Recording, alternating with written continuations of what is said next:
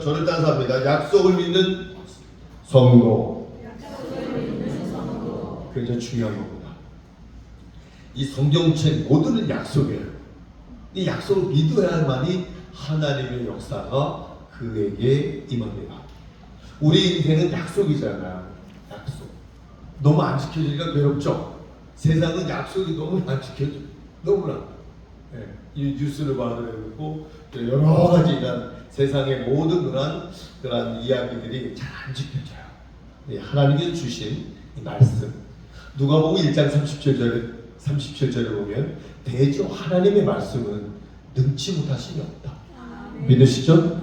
이 말씀은 지켜지게 되어 있는 성경 말씀입니다. 약속은 지켜질 때 복이지만 안 지켜질 때는 화가 되죠. 예를 들어 신호등의 약속, 신호등.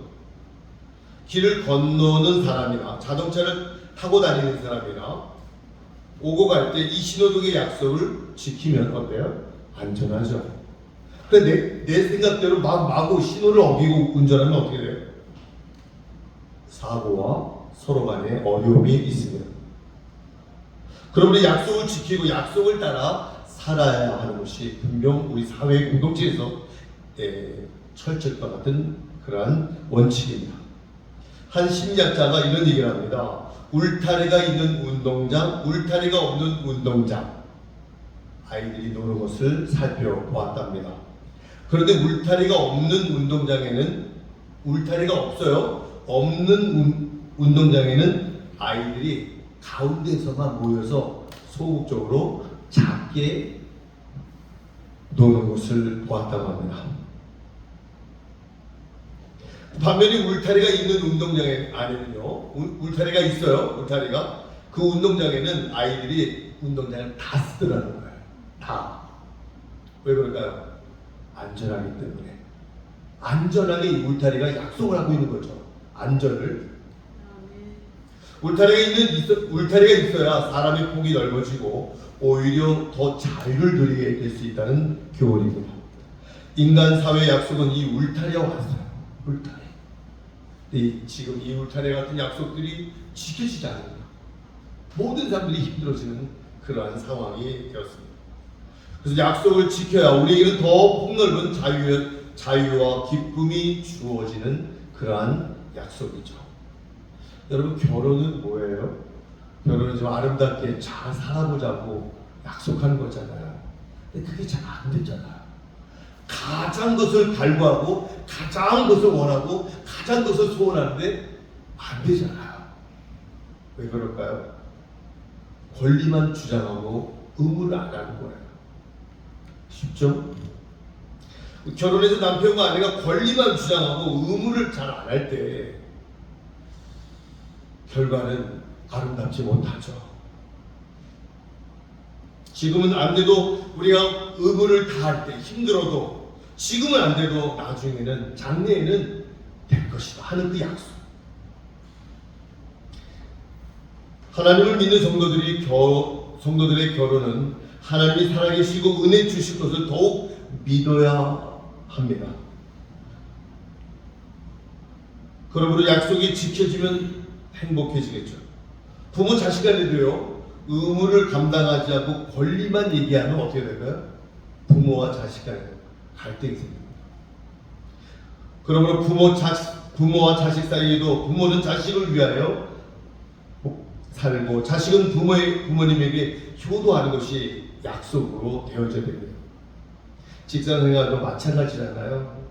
여러분, 직장에서도 권리만 얘기하잖아요. 원망이 막 나오고 쏟아져 나옵니다. 불평이 막 나오면 그래서 대본 나오는 거예요. 권리만 막 강하게 더 주장하다 보니까.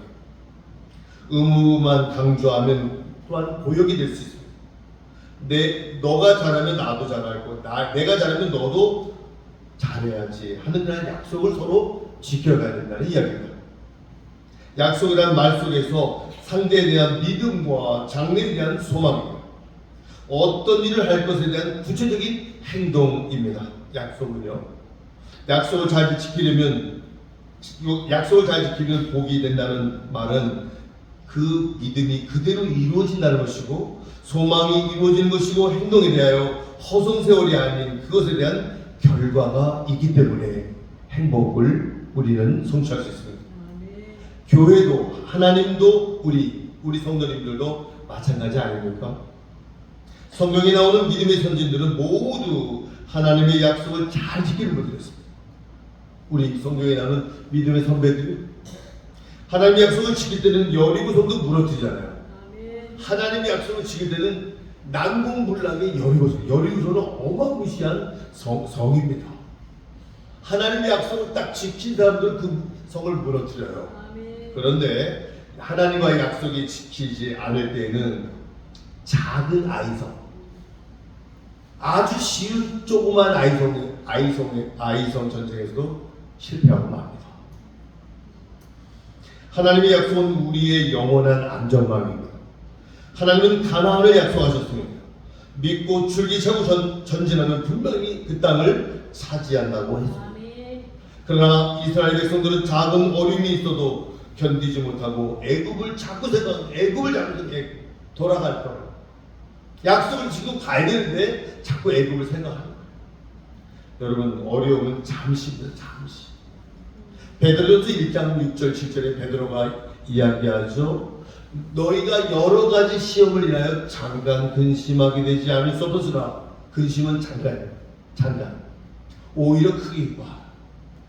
이는 너희의 믿음의 시련이 불로 연단하여도 없어질 금보다 귀하여 주님 나타나실 때 칭찬과 영광과 존귀를 얻을 것이다.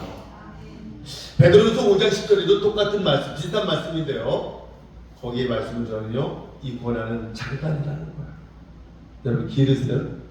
여러분이 지금 겪고 있는 고난이 있으세요? 그 고난이 너무 길다고 느끼시세요? 베드로는 이렇게 얘기합니다. 모든 은혜의 하나님 곧 그리스도 예수 안에서 너희를 부르사 자기의 영원한 영광에 들어가게 하신 이가 예수 그리스도에 나타나실 때 잠깐 고난 받은 너희들, 잠깐 고난 가운데 있는 너희들 친히 온전케 하시며 굳게 하시며 강하게 하시며 터를 견고케 하실 것입니다. 여러분 이거 약속입니다. 약속. 친히 온전케 하시며 굳게 하시며 강하게 하시며 터를 견고케 해주겠다는 이 말은요, 여러분들에게 주님이 하시겠다는 약속이에요. 약속. 주님 세상에 약속을 안 지키려도요, 주님이 이 약속을 지키려고, 주님은 지키려. 그걸 믿으시라는 거예요. 오늘 말씀은요.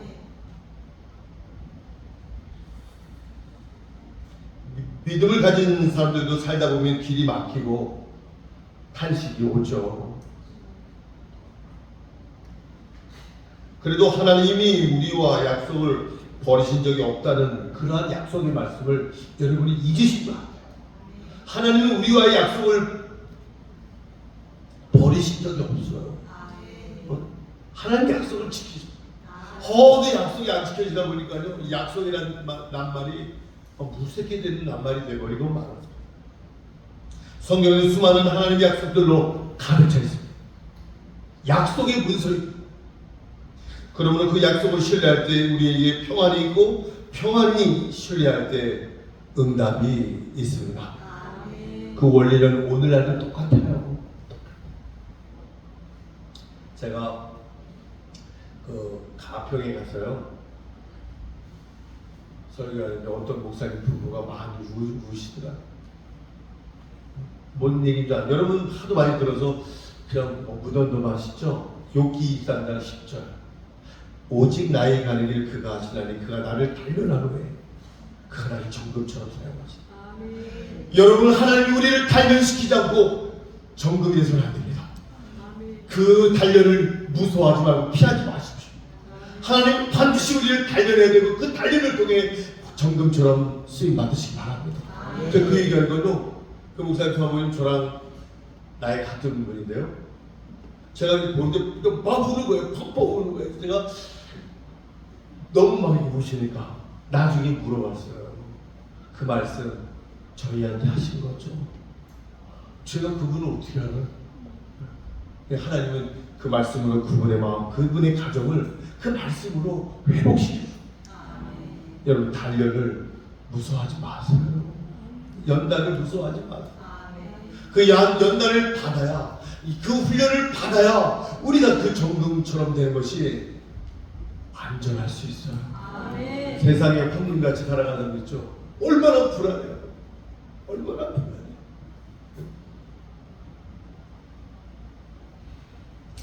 성경에 나오는 아브라함과 하나님과의 약속의 장면들이 있죠. 그래서 성경에서 보는 하나님과 사람 사이의 특징이 있는데, 그것은 사람이 하나님을 찾는 것이 아니라 하나님이 사람을 찾아 사람에게 제안을 하는 거예요. 그래서 우리는 그 제안을 받아들이고 그것을 따라가는 것이 믿음이에요. 오늘 본문에 보면 하나님이 아브라함을 찾아오셨죠? 왜 찾아오셨을까요? 자녀를 주겠다는 거야.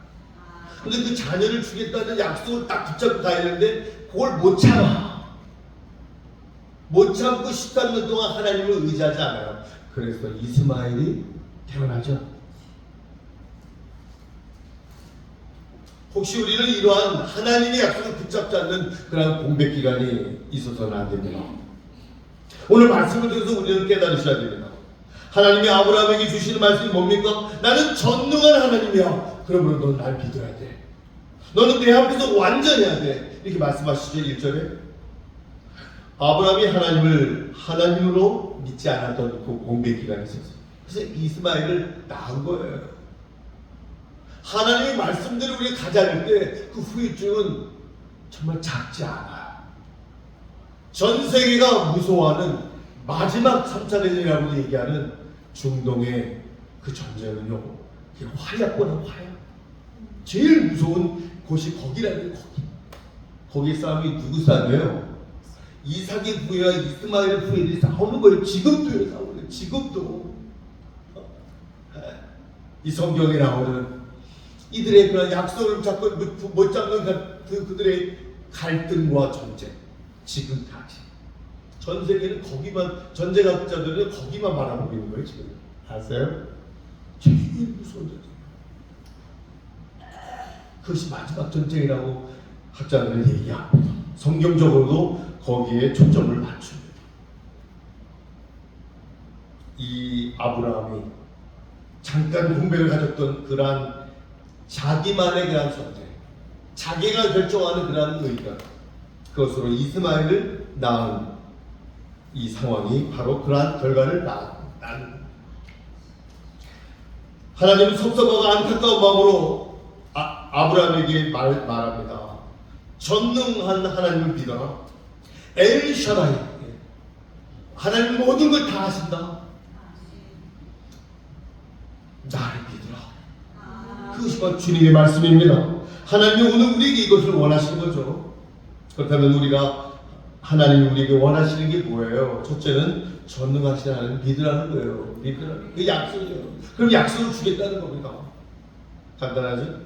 여러분, 호세아 선지자가 호세아서에 어려운 나라의 형편을 보면서 우리 돈 많이 벌자, 일하자고 그랬어요. 호세아 선지자가 백성들에게 그런 얘기 안 했어요. 뭔 얘기 했어요? 하나님을 알자.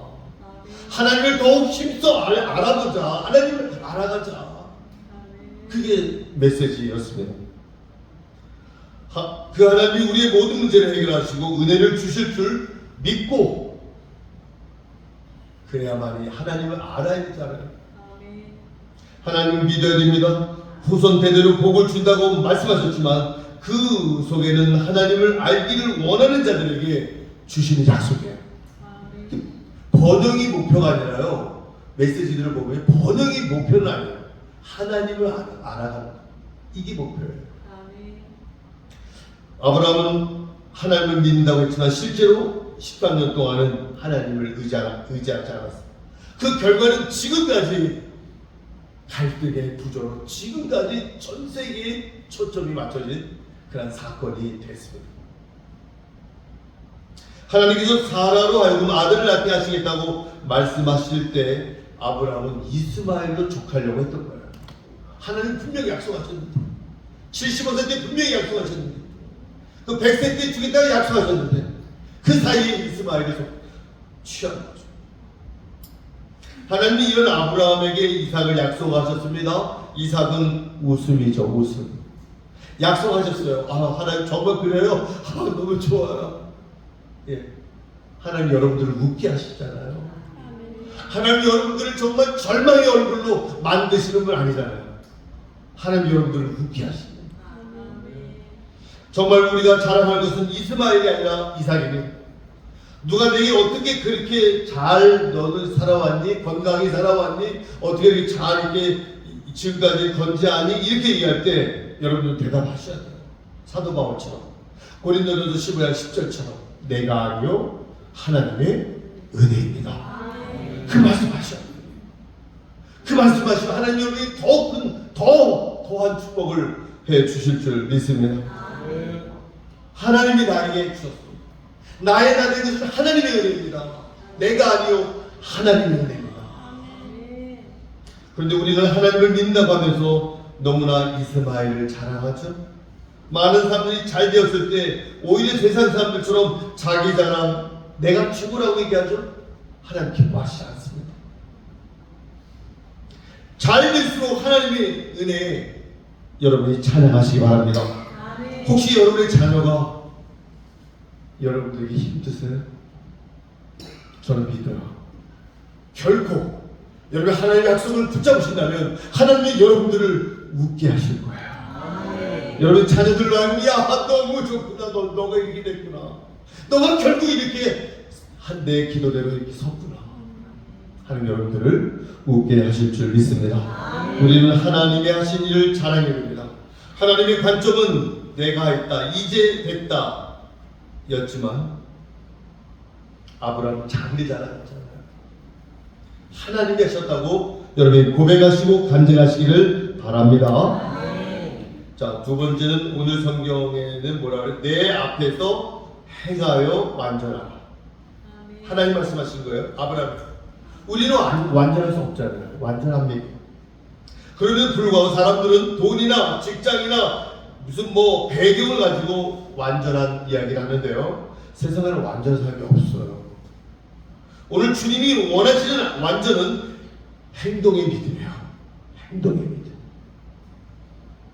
가룟 유다와 베드로의 차이는 뭡니까? 가룟 유다는 똑같이 베드로가 죄를 졌지만 죄를 짓고 나서 회개하지 않고 그냥 자결해버리고 말죠. 인간적이잖아요. 하나님의 방법이 아니잖아요. 그러나 베드로는 하나님 앞에서 자신의 부족함을 내놓고 전능하신 하나님 앞에 회개하고, 누가복음 18장 35절에 보면 다윗의 자손 예수여 나를 불쌍히 여기시오. 우리 정말 우리가 겸손하게 주님을 바라보자면 그런 기도 하게 돼 있어요. 그런 기도 할 수밖에 없어요. 하나님께서는 부족하지만 내 행동이 하나님 앞에 완전하고 전능하신 하나님을 의지하면 하나님께서 우리를 응답해 주실 믿습니다. 사람들 앞에서 우리들의 책임에 관계없이 하나님 앞에서만 내가 하나님 앞에서 바른가 그른가 그것만 생각하시면 돼요. 골로새서 3장 23절이면 무엇을 하든지 마음을 다하여 주께 한다고 사람에게 하듯 하지 마. 여러분 주께 하듯 하잖아요. 그럼 사람에게는 걱정 안 하셔도 돼요. 인정받게 돼 있어요. 인정받게.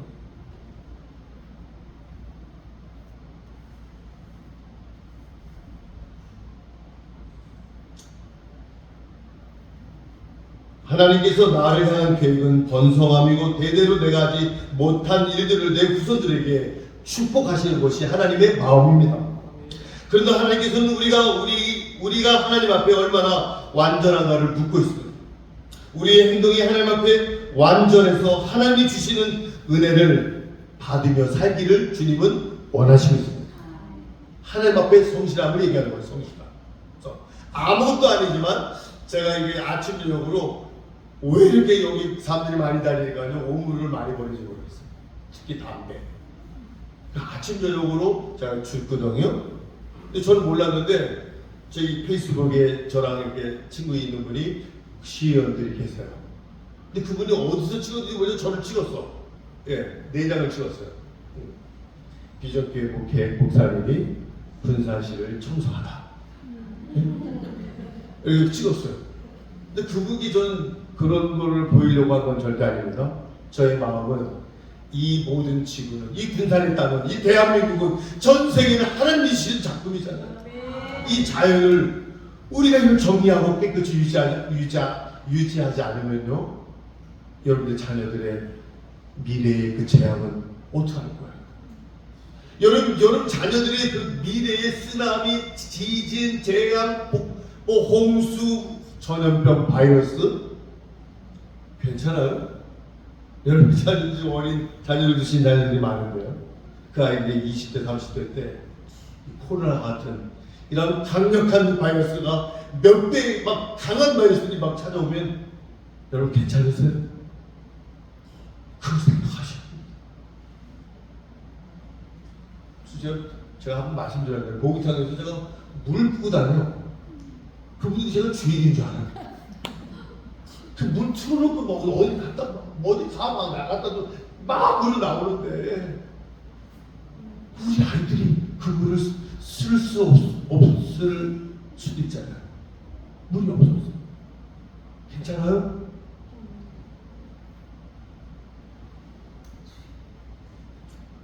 좀 너무한 것 같던 거예요. 우리의 행동에 대해서 하나님 두 가지 우리에게 부탁하고 있습니다. 결론을 얘기합니다. 새로운 이름으로 살아가라는 거예요. 행동의 믿음이 바로 새로운 이름입니다. 행동하는 믿음이 새 이름이에요. 그 시간부터 하나님은 아브라함을 아브라함이라고 부르셨습니다. 여러분 아브라함이었잖아요 원래는. 그건 이스마엘의 아비야. 근데 아브라함으로 바꿔준 거는 열국의 아비. 사레는요 이스마엘의 어머니예요. 하나님이 사레하지 말고 살아라. 열국의 어미로 주님은 만들어 주셨습니다. 하나님은 우리를 구원하실 때 이미 우리를 향해서 하나님의 자녀로 부르신 하나님은 우리가 하나님의 자녀로 살아갈 때 우리 삶의 번영을 약속하십니다. 그래서 창세기 12장 2절에 내가 너를 큰 민족을 이루고 너에게 복을 주어 너의 이름을 창대하게 하리니 너는 복의 근원이 될 것이다. 여러분이 복의 근원이 되시기를 주님 이름으로 축원합니다. 기도하겠습니다. 우리는 하나님이 나를 위해 약속하신 내가 전능한 하나님이 되어 너를 번성케 하고 대대로 너희 후손에 너의 하나님이 될 것이다. 이 약속을 붙잡으세요. 지금이라도 주님 앞에 나와 엎드려 하나님께서 우리에게 복 주실 줄 믿습니다 하고 주님께 그 약속을 구하세요. 새로운 이름, 행동의 이름, 그 믿음을 갖고 나아갈 때 고통이 온다 하더라도 하나님은 우리에게 놀라운 은혜로 바꿔주실 겁니다. 하나님은 바꿔주실 겁니다. 온전케 하시며 굳게 하시며 강하게 하시고 털을 경고케 하시겠다는 이 약속 믿으셔도 됩니다. 태어날 때부터 위대한 사람 없어요. 오직 하나님의 약속을 믿고 그 믿음 위에 자기의 삶을 만들어가는 사람이 하나님 그 사람을 위대하게 만들어 주십니다. 약속을 믿는 믿음보다 더 큰 힘은 없어요. 약속을 믿는 그 믿음, 그보다 더 큰 믿음은 없어요. 더 큰 힘은 없어요. 주님은 믿는 자에게 능치 못함이 없다고 말씀하셨습니다. 오늘 이 말씀을 기억하면서 주님의 약속을 제가 붙잡겠습니다. 주여 한번 부르고 기도하겠습니다. 주여 하나님의 감사합니다. 주께서 역사하시고 인도함받은 주의 자녀들 되게 하시고 하나님의 자녀로 살아갈 때 아버지 역사 주께서 역사하시는 하나님의 놀라운 은혜로 베풀어